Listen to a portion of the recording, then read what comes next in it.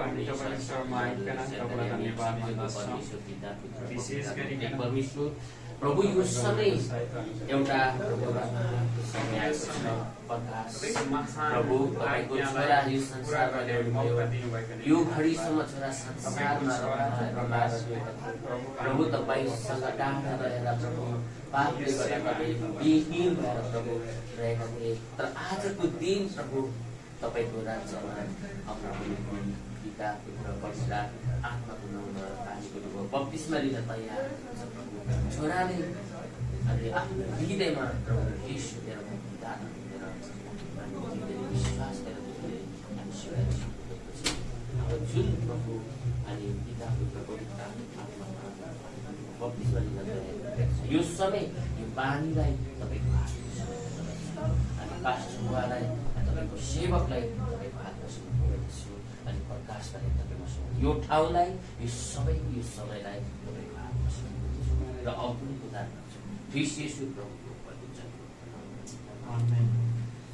ल बिस्तारै यहाँ आउनुहोस्, बिस्तारै आउनु ल छिरेर नभएर समाउनु अलि यता नजिक आइदिनु।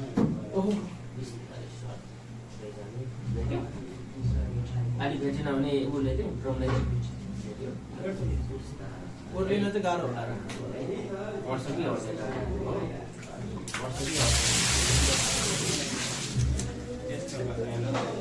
अब के अरे भएन भने अब माथि दिन सकेन भने माथिबाट खाना खानु पनि अटाउ चलाउनु पर्ने हुन्छ हुन्छ हुन्छ हुन्छ बिस्तारै मिलाएर बस्नु।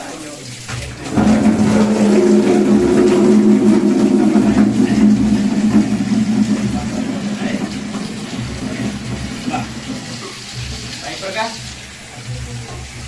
तपाईँ बत्तिसमा लिन तयार हुनुहुन्छ? कसैको प्रकाशले हो कि स्वेच्छाले? कसैले लोभ लालच देखाएको छैन, मेरो स्वेच्छाले हो। त्यसपछि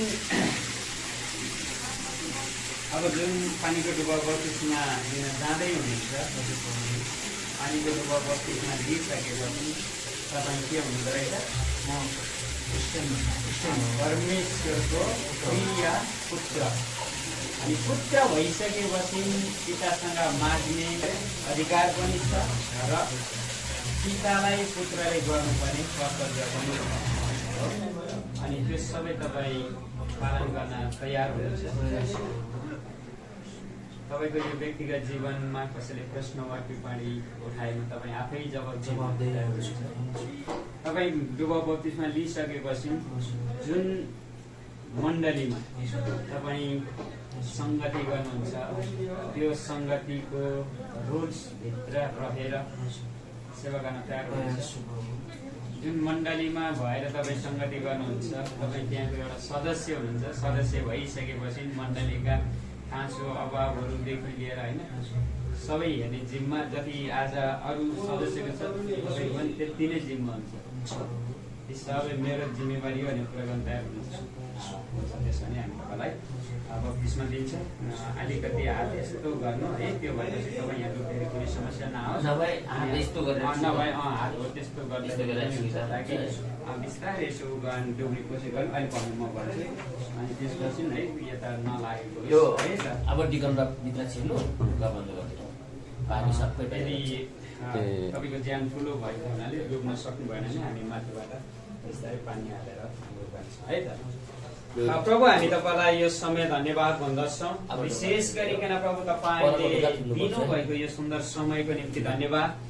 प्रभु तपाईँको छोरा यी प्रकाशलाई तपाईँले संसारबाट चुन्नुभयो र प्रभु आफ्नो राज्यमा ल्याउनु भयो। धन्यवाद भन्दछौँ। यी छोराले तपाईँलाई मेरो जीवनको उद्धारकर्ता अनि मुक्तिदाता भनेर प्रभु तपाईँलाई ग्रहण गर्नुभएको छ। अब ग्रहणको प्रभु प्रकटीकरण हे प्रभु जुन यो पानीको डुबाउ बप्तिस्मा लिन जाँदै हुनुहुन्छ यसैले प्रभु अब यी छोरालाई प्रभु साँच्चै नै तपाईँमा अर्पण गर्दछ।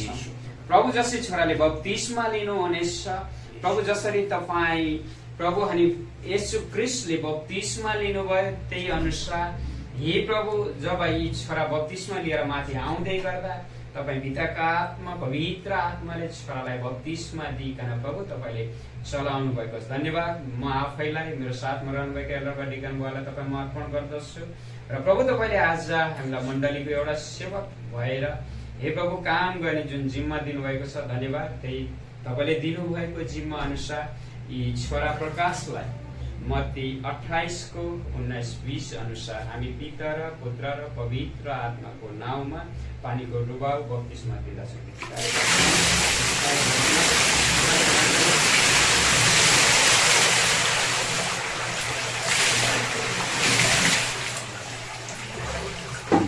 धन्यवाद। सर्वशक्तिमान अनुग्रहमान परमेश्वर प्रभु ईश्वरलाई अब उसो प्रभु यी छोराको जीवन तपाईँको जति पनि पापमय स्वभाव र प्रभु अनि पुरानो जीवनले जति पनि कुराहरू छन् ती सबै मरेर नष्ट भएको छ। हामीले गाडिसकेका छौँ। अब छोरा प्रभु साँच्चै नै नयाँ जीवनको नयाँ मार्गमा चल्ने छोरा तपाईँले बनाउनु भएको होस्। धन्यवाद। यी छोरालाई तपाईँमा अर्पण गर्छौँ क्रिस्ट येशूको नाममा। ल बधाई छ तपाईँलाई नयाँ जन्म परमेश्वरको राज्यमा है, परमेश्वरको राज्यमा लानुभएको छ है त। ल एउटा कुरा